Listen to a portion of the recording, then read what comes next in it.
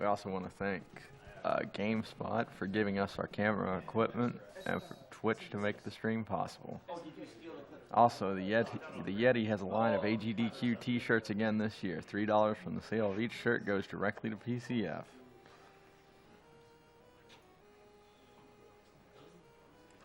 And we have the Ninja Block coming up next. The prizes for the Ninja Block are a Ninja Gaiden Final Boss Perler, a signed Mark of the Ninja poster, and a Squid Ninja Gaiden print.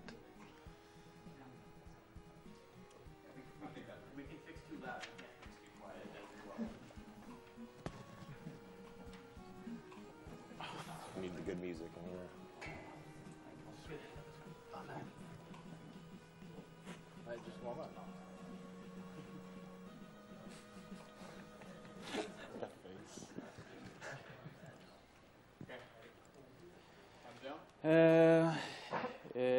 Yeah, before we start, I'm probably not going to do as much commentary because, like Batman, I get super focused on Ninja Gaiden, so I'll leave this to these two guys. All right. I'll do the countdown. All right. 3, 2, 1, go.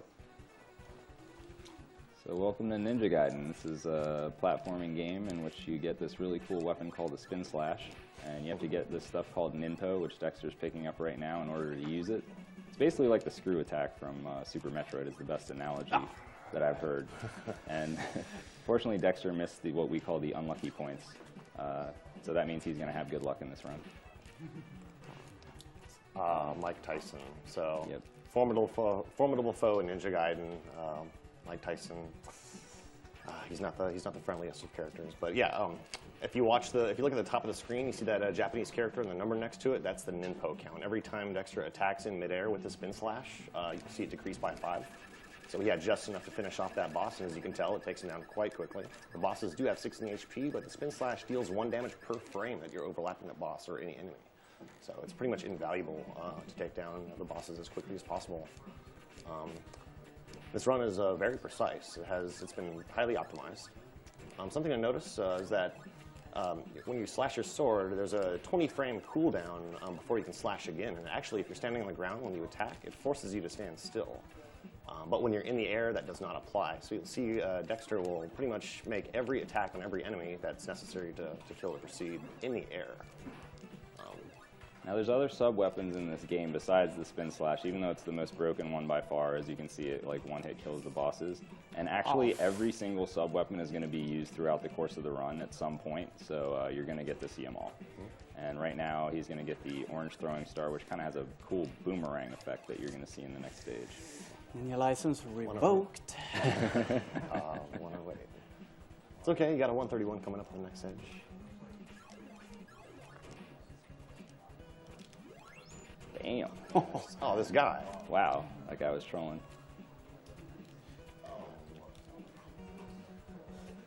This sub-weapon coming up here is not one that's reusable. It is in Ninja Gaiden 2, but not in Ninja Gaiden 1. So it only lasts for a certain amount of time.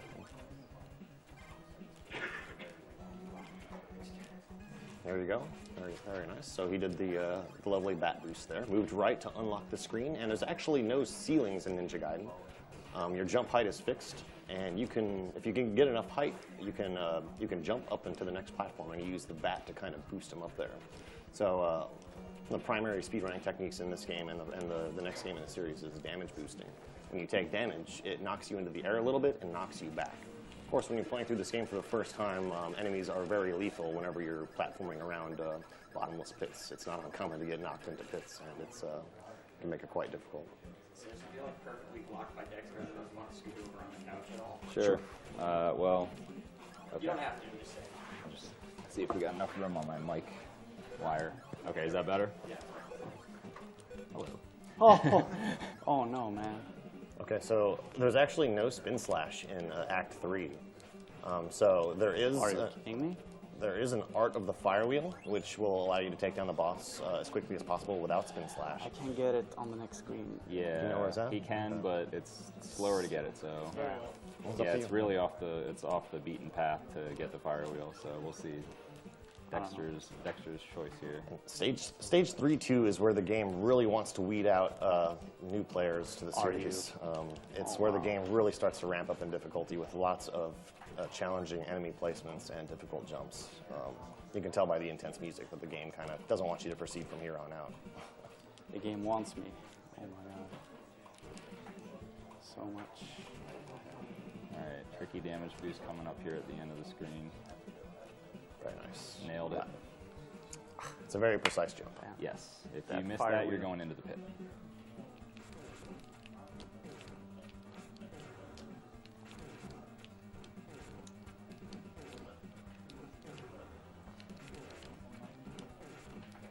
Oh, whatever. Okay. That's a tricky boss to be done sword all night. I lost like 10 seconds for not getting the fire wheel. So. Yeah, it's a really tricky shuriken throw to get that fire wheel because it's actually off screen until like you scroll the screen just far enough. So because of the fire wheel, I'm probably not gonna go for the bat boost in here because it could mess up the whole Reasonable. run. Yeah, this is another one of those boosts that if you miss it, it kills you. There's a good deal of those in this game. So I'm just gonna walk and walk. Okay.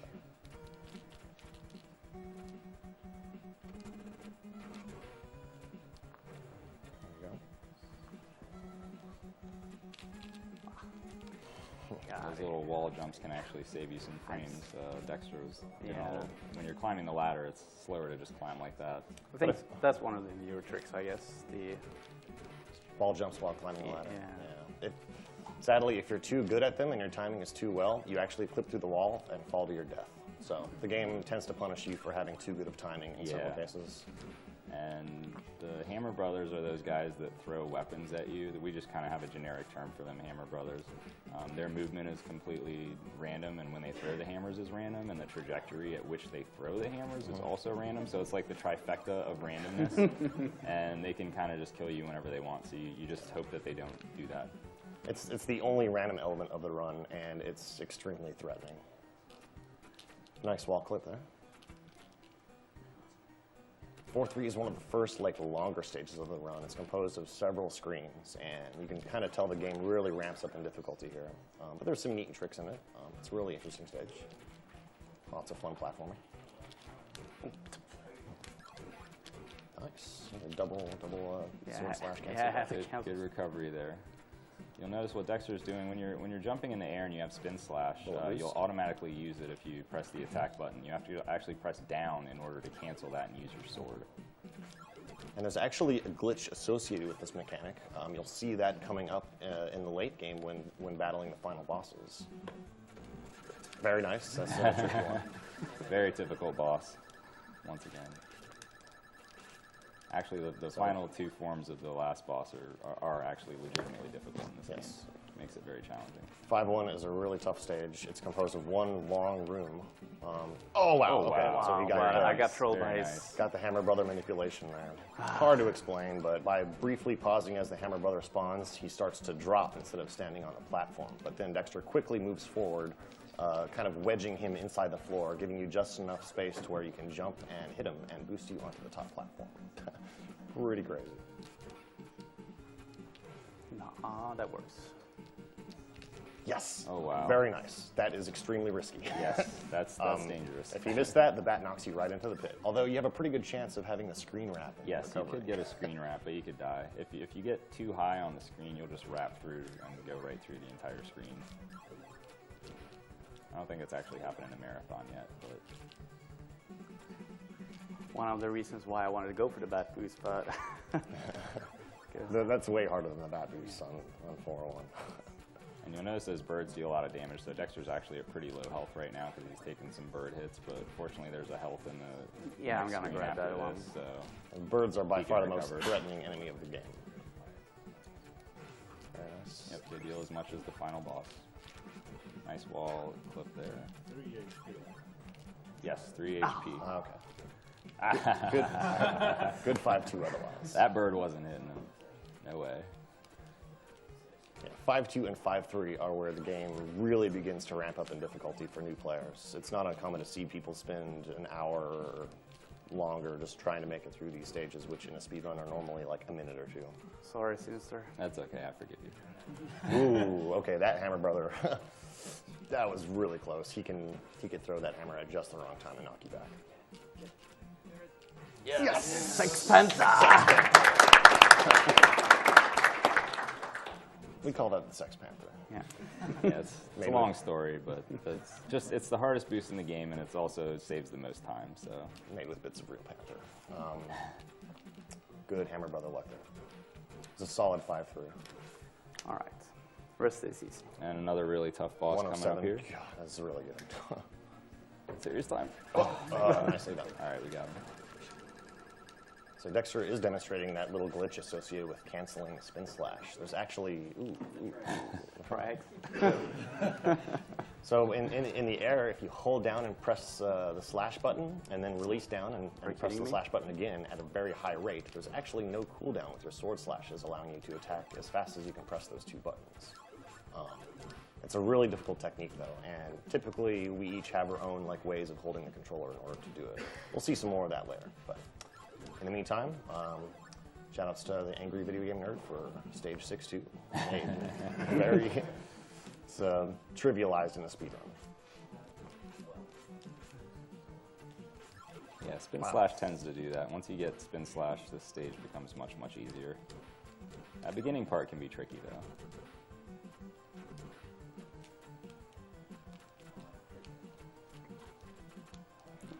That works.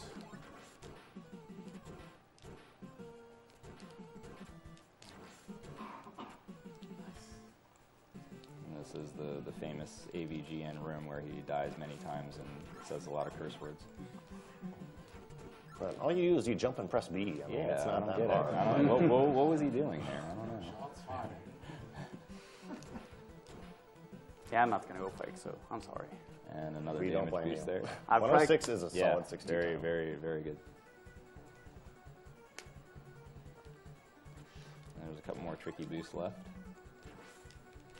That's one. Oh, that hammer. Very nice adjustment. The Hammer Yeah. Brother gave very bad luck, but Dxtr adjusted to it perfectly and still got the boost.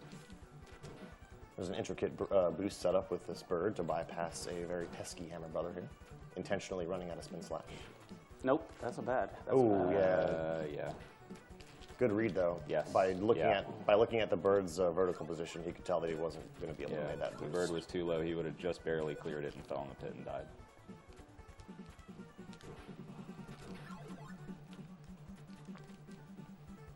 All right, the rest of the run has gotten pretty good, I guess. Final stretch here. You're going to see a lot of mashing now from Dxtr on the final boss fight.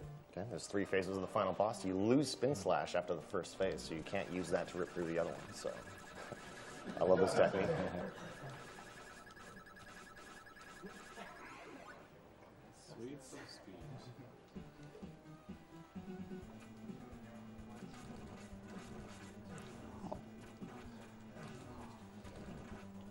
Whatever.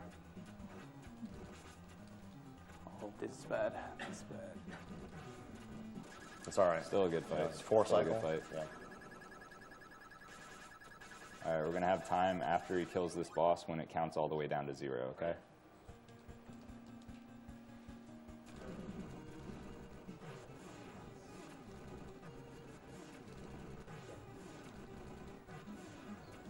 There So we go. good. Oh. Wow. And time. 12:29. Yeah. Yes! Jump close there. Very nice. Awesome.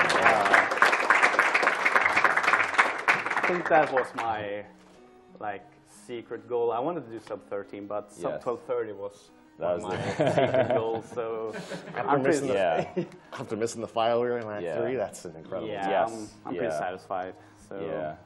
And before we move on, I want to give out some shout outs to Sinister and Duckfist for all the weekly races and really pushing this game to its limits and everything. And big ups, man. Great job, man. Great job. Yeah, well done. Thank you. We have a $500 donation from JJ Foot, aka the Dope Fish.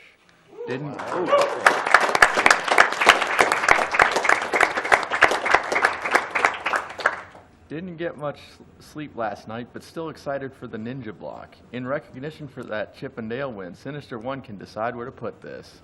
Oh, wow. Do we know if Super Punch-Out is met yet? It is. It is met. Well, we got to kill the animals then. They got to die. Those animals are dying. All right. We Thank you, Dopefish. All right. We also have a $250 donation from Monkey Man. Had to donate again. My wife and I come from families with histories of cancer, and supporting this event is the least I could do. It has been a real privilege to attend with all of you, and I've been constantly humbled by everyone's generosity and how welcoming the community has been. Sinister One cannot decide where this goes. Okay, those animals are dying.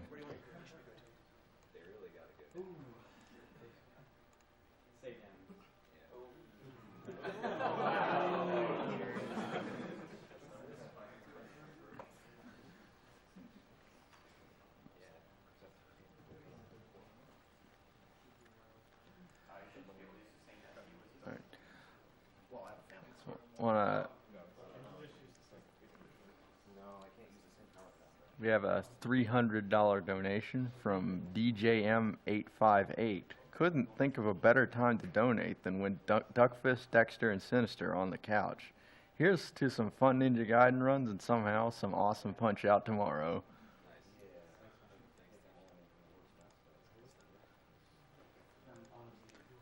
Just want to let you guys know the upcoming donation incentives. We have Save or Kill Aura and Mark of the Ninja.